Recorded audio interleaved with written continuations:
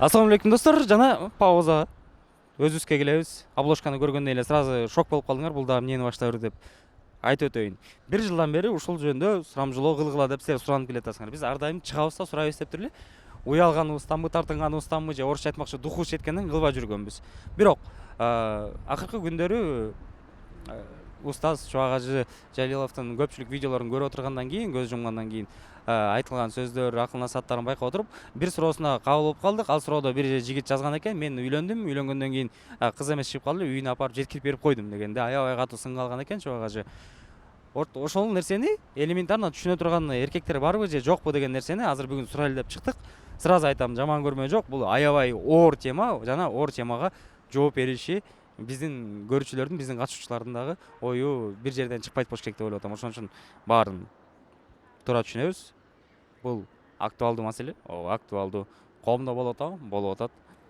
Адамдарга зыян тийип атат? Тийип атат. Демек, бул тема ачыкка чыгыш керек, бул тема козголуш керек эле эртели кеч. Бүгүн ушул күн экен. Бүгүн эркектерден кыздык сен үчүн маанилүү же жокпу деп сурап көрөбүз. Кандай гана ойлор болбосун, сиздер ал ойду уккандан кийин өзүңүздүн гана оюңузду жазыңыз. Анан колдон келсе конструктивдүү, себеп дегенде биздин анча-мынча көрүүчүлөрүбүз бар, аларга терең таазим.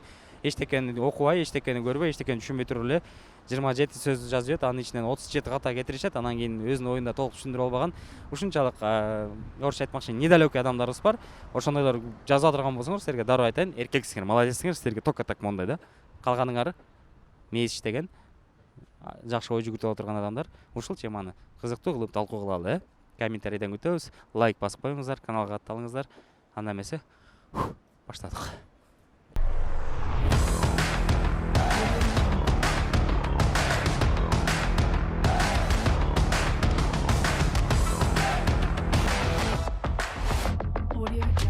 Андай биринчи очередь маани болот да. Себеп? Себеби эми кыз өзү кыз бойдон болгон, эми бул кандай десем, бул азыр жок нерсе да. Табылбайт оңой менен андай нерселер. Жок, эми анчалык деле эмес, жакшы эле 70-80% деле мисалы. Эми билбейм, анда көп нерсени азыр оңой менен таппайсың го. Балким деп коелу, мындай эми үйлөнгөнсүзбү? Ооба. Элестетип коесуз, сиз бойдок жүрөсүз. Бойдок жүргөн кезде бир кыз сүйүп калдыңыз, анан ачык эле айтып атса, мен ушундай буга чейин жетишип калгам, болуп калган, анан бирок мен сени жакшы көрөм десе, сиз үчүн кандай болмок бул? Эми кандай десем, баягы сүйлөшүп жүрүп, көп нерсе убакыт баштан өткөндөн кийин көп ойлондурбайт да алчы. Сүйгөн адам бири-бириңди түшүнүп, бири-бириңди бактылуу болсоң, анда жашап кетишиң мүмкүнсүң. Анан жок, ал күнүмдүк нерсе болсо анда эч качан болбойт да алчы. Эми ошондо сүйүү болсо ортодо, сиз анда ал нерсеге көп деле маани бербейт болчу. Түшүнүктүү. Чоң рахмат. Мен үйлөнгөм. Анан кыздык негизи мурун аябай эле важный болчу, эми азыр билбейм, азыркы заманда андай болуп калат. Бирок мен үчүн важный эле да, чынын айтканда. Чынында важный, албетте эми баарына эле важный, азыр эч ким гана жок, мен үчүн маани деле эмес болуп дегендей. Бирок мындай фактор болуп атат, то что жакында эле бир видео көргөнбүз, ошол видеодо ушундай мен үйлөнсөм кыз эмес чыгып калды эле, апарып койдум деп Чубак ажыга суроо узатышкан экен эле. Ошол видеосун көрүп аябай таасирленип кеткенбиз, ошон үчүн бул теманы козгоп турабыз. Эгерде элестетип коелу, бойдок жүрөсүз, үйлөнө элексиз, анан бир кыз менен сүйлөшүп баштадыңыз, жакты, баары сонун, адамдык сапаттары баары жакшы. Анан бир эле нито жери ошол болуп атат, ачык айтып атат сизге. Мен буга чейин бирөө менен жаткан болчумун же бирөө менен болгон болчумун, анан кыз эмесмин деп койсо, сизге ошол нерсе мамилени токтотуп койгонго түрткү болмок беле же бюджет эчтеке эмес, улантабыз, үйлөнөбүз, үй бүлө карабыз деп дальше кетмек белеңиз. Эгер ушундай выбор туруп калса. Ал жерде көп факторлор да. Бирок эгерде чынында жакшы көрүп, мамиле жакшы болсо, ата энеси түз кишилер болсо, каршы деле болмок эмесмин. Бирок бизде айтат го кыргыздар ушу маанилүү эле депчи. Ушу маанилүү, анан эми кыз чыкпай калып эме болсо эми жашай берген туура го деп ойлойм да, эми жашырып эме кылдылачы. Биз көбүнчө учурда мындай суроо менен узатып атабыз да. Эгерде кыз киши айтып атат, экөө жолукту же эки жаш жолукту, сүйүп калды бири-бирин, баары жакшы болот, анан кыз ачык эле айтып атат, мен кыз эмесмин, буга чейин бирөө менен болуп калгам дегенден кийин ошол нерсеге эркектин көз карашы, мисалы кандай болот деп көпчүлүктөн суралат, эми сизден сураган уят эле болуш керек. Бирок ошол нерсени ачык айтып атса, аны туура кабыл алыш керекпи?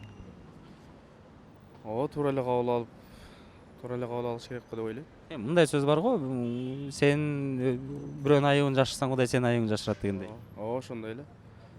ушул айыбын жашырып эле алды эле катачылык кетирди да. Бардыгыбыз ката кетиребиз дегендей. Ошондой эле. То есть алып коюп алыш керек.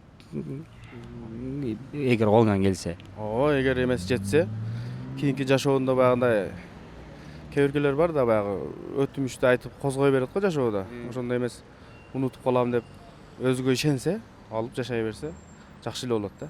Знаете, если человек мне нравится, если я полюбил по любви, то мне без разницы там, что, как она, кем была. Я считаю, это каждое личное дело каждого человека. Личное в чужое лезть я тоже не собираюсь. Но если я полюблю человека, пусть она хоть негритянкой будет, все равно я, мне так как бы в семье сказано было, да, типа. Было все по обычаям, сначала узбек, кыргыз. Мама всегда говорила, сынок, говорит, если полюбишь, говорит, любовь будет хоть с Марса, короче. Главное, чтобы до конца, короче, если свой человек, а там не важно. Я считаю, вот примерно такое мнение. Салайын байке. Айтыр тартынбай. Эмне үчүн сен үчүн маанилүү? Эми баарыбыз үчүн эле маанилүү, албетте, эми эркек болгондо баарыбыз эле моюнубузду калышыбыз керек. Бирок эгерде моундай дагы жагдайлар болуп калат, эмне себеп менен маанилүү дегенде, ошого эч ким так жооп бере албайт. Просто маанилүү да и всё деп элечи. Сенин өзүң бир себебиң бардыр. Просто намыс да. Намыс. Ар бир бала биринчи ошо кызын карап алат да эми. Ал сөз турган иш. Бирок эгерде Чисто для меня девственность никакую роль не играет, в принципе, потому что сейчас молодежь пошла такая, что и пацаны испорчены, и девушки тоже испорчены. Девушки испорчены, начинает у них надлом, да, надлом случается при первой любви. Они думают, что вот парень меня любит и все такое, а парень это как бы, вы же сами знаете, да, взял, кинул и ушел, да, и все. Такой вопрос, допустим, у тебя там любовь, ты не женат, да? Нет. Не женат, допустим, у тебя любовь, кого-то встретил, влюбился, и она так открыто говорит, что до тебя у меня как-то было с кем-то, и это как-то повлияет на твои чувства или никак не повлияет? Нет, никак. У меня тоже до этого кто-то был. Логично же. Да, я тоже не девственник, да, такой? Вот так вот. Все. Тут как бы есть обстоятельства какие. Допустим, любовь. Нормальные обстоятельства, да? Да. Не буду там из-за этого рушить отношения, если люблю. И семью построить тоже можно, да? Попытайтесь. Да, попытаюсь, если люблю. Если любите. Допустим, она, если на стадии симпатии такая девочка начинает нравиться, только-только познакомились, и вы сразу узнаете об этом, то лучше не будете рисковать и вы уйдете, да, пока в любовь не превратилась. Осуждать не буду. Осуждать не будете, но отношения продолжать тоже. Не, это как пойдет. Как пойдет, да? А вы? Я придерживаюсь идеи патриархата, и мне кажется, никто не любит пользованные вещи. Да? Да.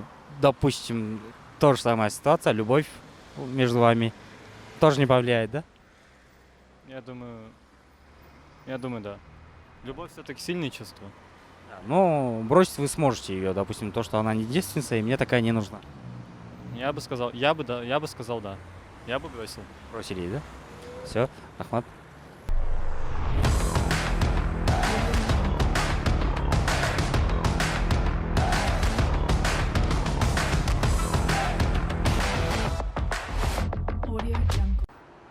Мынакей достор, сурамжылообуз бүттү окшойт. Өзүңүздөр байкагандай Эркиндик бульварынан баштаган болчук. Совет Горький көчөсүнө чейин келип калдык, жол басып. Себеп дегенде көпчүлүгү жооп бергенден качып коюшту. Ким жооп берсе, чоң рахмат жигиттер, азаматсыздар, коркподуңуздар. Себеп дегенде аябай оор тема болду. Эми сиздерден дагы бир нерсени суранып өтөйүн. Комментарийди абайлай эле. Себеп дегенде мен ушу комментаторлордон акыркы күндөрү коркуп да кала турган болдум. Себеп дегенде бир нерсеге критика болсо, ал конструктивдүү болуш керек. Кече күнү бирөө жазыптыр, эмне семирип кеткенсиң деп. Семирге бул менин ишим. А вот неге мындай алып бардың, же эмнеге мында суроо берип койдуң десеңиз, анда бул программага тийиштүү суроо болот. Мен ага жооп бергенге дапдаярмын. Ошон үчүн бүгүнкү темадан айтылган сөздөр үчүн катышуучуларыбыз да өзүнүн оюн билдирди. Бул өздөрүнүн ою. Силердин оюңарды албетте комментарийден окуйбуз. Бирок бир нерсени жаттап калгыла. Эң маанилүүсү кызбы, кыз эмеспи, адам кандай болсо ошого караш керек. Себеп дегенде ойсеке кыз болгон болсо, эч ким менен буга чейин жатпай кыз бойдон келсе деле бирок мээсинде шамал ойноп аткан болсо ал эртели кеч ошол жолго түшөт. А эгер акылдуу кыз бирок жашоосуна бир ката кетирип алган болсо, адамдык сапаттары эң мыкты болуп турса, ал менен мындай крест коюп койгонго эч кандай силерге укук бербейт жана ал түрткү да болбош керек. Бардык нерсе адамдан. Эркек аял кишини кандай кармаса, аял киши дал ошондой болот. Эгерде алы жетпей калса, жалпак тил менен айтканда, анда аял киши бузулат.